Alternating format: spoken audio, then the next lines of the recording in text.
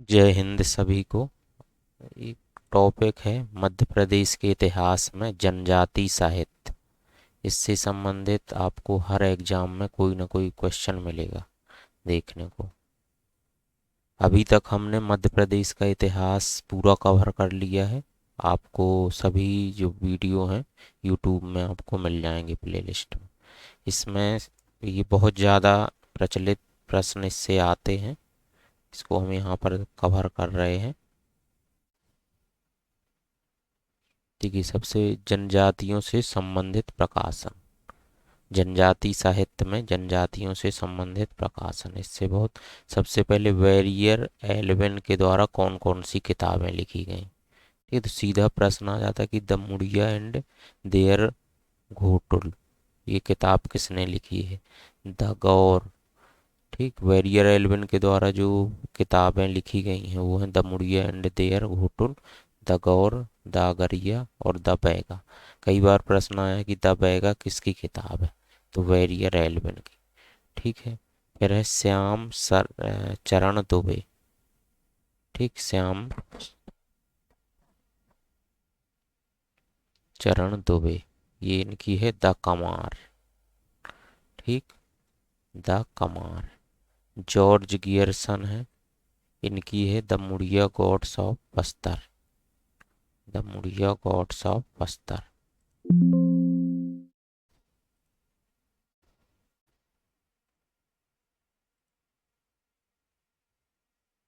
The Muria gods of Bastar. ठीक है, आवाज तो आ रही है प्रॉपर।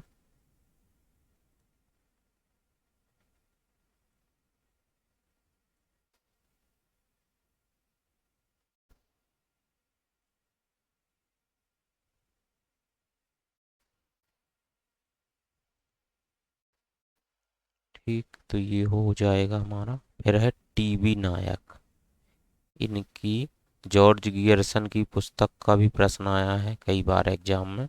ये जॉर्ज गियर्सन की है the Muria gods of Bastar. ठीक है। टीबी नायक की कौन कौन सी किताबें हैं। द भील एक अध्ययन, द अबुझ मारियास। ठीक है। और एक है 12 भाई बिंझवार। ठीक, दयाशंकर नाग की है ट्राइबल इकोनॉमी।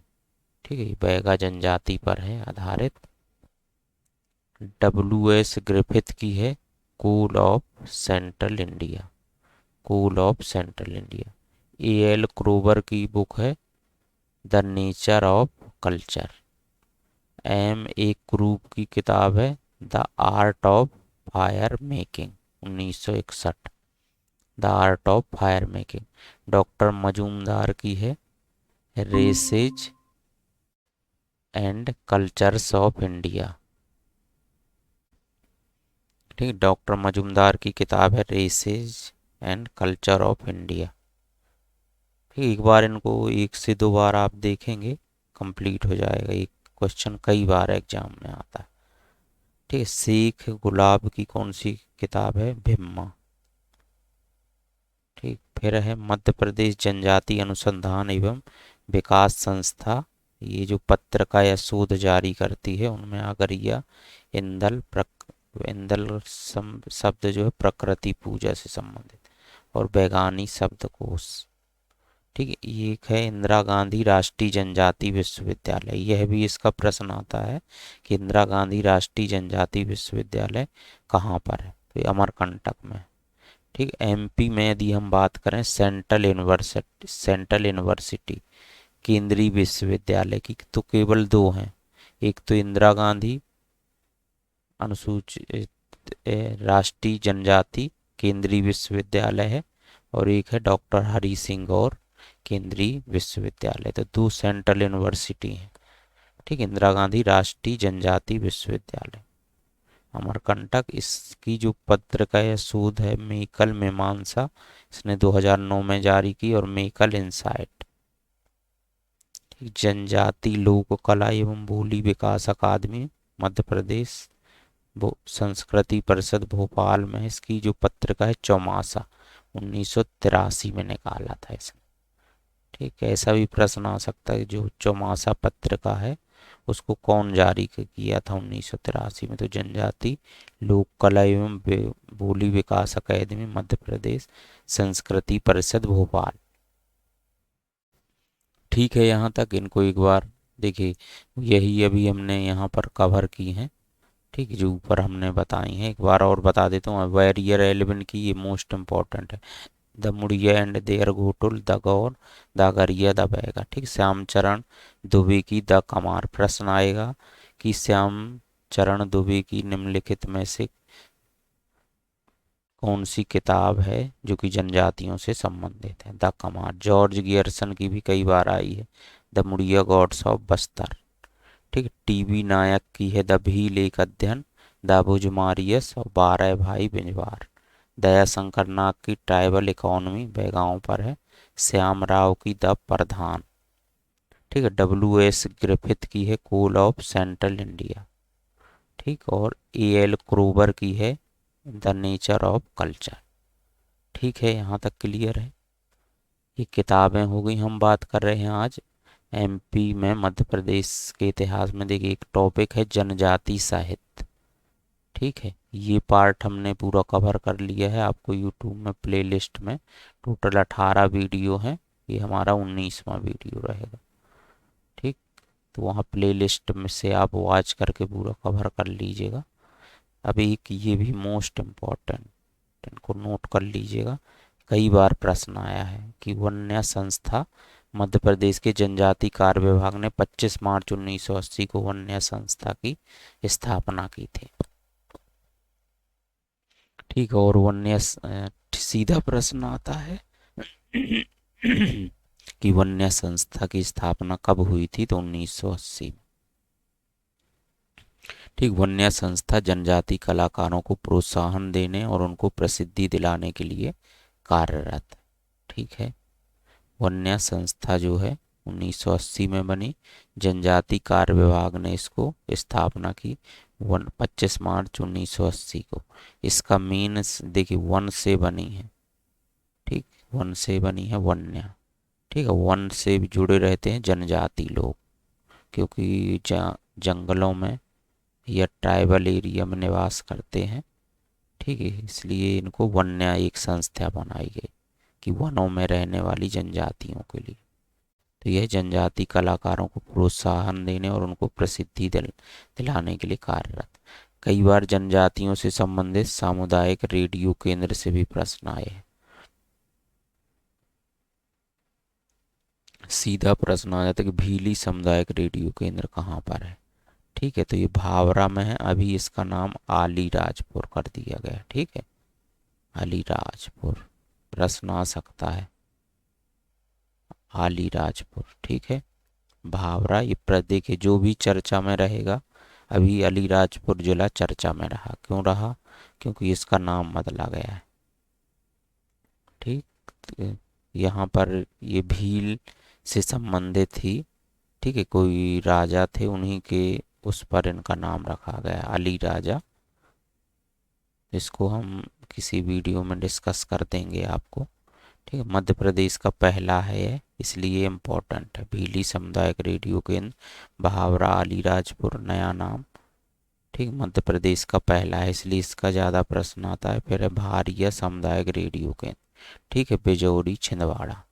फिर है कोरकू सामुदायिक रेडियो केंद्र, यह है खंडवा में। ठीक है, और सहरिया सामुदायिक रेडियो केंद्र ये है शिवपुर में। ठीक, इसको ऐसे ध्यान में रखना है, MP के यदि आप मैप बनाएंगे। ठीक, तो जैसे ये है भील जनजाति इस तरफ अलीराजपुर साइड। ठीक है, भारिया जनजाति छिंदवाड़ा। ठीक है, कोरकू जनजाति खंडवा, ये बैतूल वाले क्षेत्र में। ठीक है, सहरिया जो है ये शिवपुर उत्तरी क्षेत्र में है। तो उनका रेडियो केंद्र भी वहीं खोला जाएगा जहां वह जनजाति पाई जाएगी। तो इसी से यह है पता चल जाएगा कहाँ पर कौन सी जनजाति। ठीक है, यहाँ तक क्लियर हुआ। अब एक प्रश्न इसका भी बहुत आता है, जनजाति संग्रहालय। ठीक, तो कई बार आएगा जनजाति संग्रहालय कहाँ पर है। तो यदि एक ऑप्शन है या तो भोपाल है तो भोपाल लगा देंगे, और यदि छिंदवाड़ा है तो छिंदवाड़ा। ठीक, लेकिन और क्लियर करके प्रश्न आता है कि राज्य जनजाति जो भोपाल वाला है वो राज्य जनजाति संग्रहालय कहलाता है। ठीक है, जो छिंदवाड़ा वाला है वो बादल भोई आदिवासी संग्रहालय। ठीक, ये दोनों मोस्ट इम्पोर्टेंट। अभी इनकी स्थापना कब हुई, कब बने, ठीक, इनको कब कब क्या नाम दिए गए और ये किस के लिए प्रचलित हैं, या इनसे संबंधित विशेष तथ्य ये भी हम बता रहे हैं। ये दोनों इम्पोर्टेंट, इसका तो नहीं आया है प्रश्न, बाकी याद रखिए आदिवर्त जनजाति संग्रहालय खजुराहो में। ठीक, अब इसका थोड़ा डिस्क्राइब रूप बता देता हूँ। देखिए, जो बादल भोई राज्य जनजाति संग्रहालय है वह छिंदवाड़ा में है। ठीक है, 1954 में बना है, याद रखिएगा। ठीक है, 1954 में इस जनजाति संग्रहालय की स्थापना 20 अप्रैल 1954 में हुई थी। 1975 में इस संग्रहालय को राज्य संग्रहालय का नाम दिया गया। 8 सितंबर 1997 को इसका नाम बदलकर बादल भोई जनजाति। ठीक है, सीधा सीधा प्रश्न कई बार आ जाता है कि बादल भोई जनजाति संग्रहालय कहाँ पर है, या फिर कई बार ऐसा भी प्रश्न आता है कि जनजाति संग्रहालय कहाँ है। ठीक, तो जनरली वो तो ऑप्शन में आपको 4 ऑप्शन में तो छिंदवाड़ा मिलेगा या भोपाल मिलेगा। दोनों ऑप्शन यदि रहेंगे भोपाल और छिंदवाड़ा तो क्लियर करके प्रश्न आएगा कि श्री बादल भोई राज्य जनजाति संग्रहालय कहाँ है। ठीक, तो आप क्लियर हो जाएगा कि बादल भोई वाला जो है वो छिंदवाड़ा में। ठीक है, यहाँ तक। जनजाति संग्रहालय भोपाल 2013 रेवती कामत द्वारा डिजाइन किया गया, ये तथ्य याद रखना है, रेवती कामत के द्वारा डिजाइन किया गया। ठीक, आदिवर्त लोक एवं जनजाति संग्रहालय खजुराहो में 2001 में।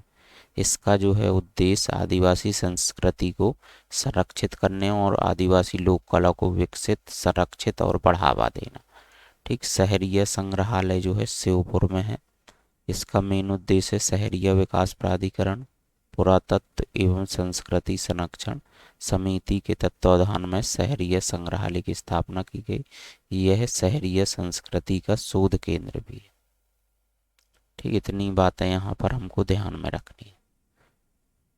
फिर एक टॉपिक है मध्य प्रदेश में जनजातियों की प्रमुख भाषाएं। ठीक, इससे जनरली ज़्यादा प्रश्न तो नहीं आते, फिर भी ये दिया गया है तो आप इसको देख सकते हैं। देखिए, बैगा जो जनजाति है उसकी भाषा जो है बैगानी। ठीक है, बैगानी भाषा ये किन क्षेत्रों में है, डिंडोरी, मंडला, बालाघाट, शहडोल, अनूपपुर। ठीक, मैप के जरिए हम इसको जब जनजाति पढ़ेंगे तो समझा देंगे कौन सी जनजाति कहाँ। ठीक है, भारिया जनजाति ये पतालकोट छिंदवाड़ा में। ठीक है, तो इनकी जो भाषा है भरीयाटी। ठीक है, कोल जनजाति सीधी शहडोल, इनकी जो भाषा है कोलिहारी। प्रधान की प्रधानी भील, यही धार, झाबुआ, अलीराजपुर आदि। रतलाम, इनकी जो भाषा है बारेली, पटलिया, भीली, भिलाला। ठीक, गोंड जनजाति की जो भाषा है गोंडी, मंडलाही, पारसी। ये गोंड जनजाति छिंदवाड़ा, सिवनी, बालाघाट, मंडला, डिंडौरी, होशंगाबाद इन सब जगह पाई जाती। ठीक है, कोरकू, निहाली, मवासी, ये किनकी भाषा है कोरकू। ठीक, कोरकू की निहाली, मवासी। ये बैतूल, खंड, होशंगाबाद, छिंदवाड़ा, खंडवा, खरगोन। देखिए सर, यहाँ पर कुछ पॉइंट है कि गोंडी मध्य भारत की प्रमुख जनजाति भाषा है। भीली जो है आर्य भाषा परिवार से संबंधित भाषा है। गोंडी द्रविड़ भाषा परिवार की भाषा है। ठीक है, जो कोरकू है ऑस्ट्रो एशियाई भाषा परिवार की मुंडा शाखा की भाषा है। जब साहित्य पढ़ते हैं तो ये भाषा परिवार आता है, हिंदी साहित्य, हिंदी जब आप पढ़ोगे तो इसमें एक भाषा परिवार उसी के अंतर्गत है। जैसे कि गोंडी मध्य भारत की जनजाति भाषा है, भीली जो है आर्य भाषा परिवार की। ठीक है, एक द्रविड़ भाषा परिवार की कौन सी है, गोंडी है। और जबकि कोरकू ऑस्ट्रो एशियाई भाषा परिवार की मुंडा शाखा की भाषा है। ये भी प्रश्न बन सकता है। ठीक, तो इतनी बातें आपको याद रखनी है।